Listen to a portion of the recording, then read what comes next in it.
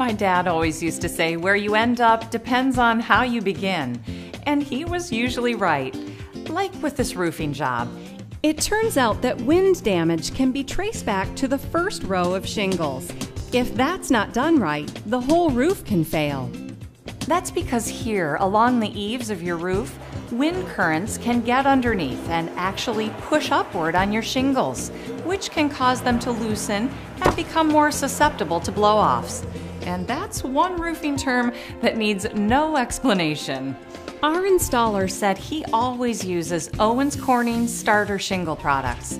They give you a cleaner edge than you get from a hand-cut starter course. But most importantly, he said, this lets him make sure that there's a secure seal where it matters most. Turns out he's not a fan of blow-offs either. You know, when it comes to roofing, I'm still no expert, but with everything I'm learning about the Owens Corning Roofing Essentials products, I feel confident that we're making the right choices for our home.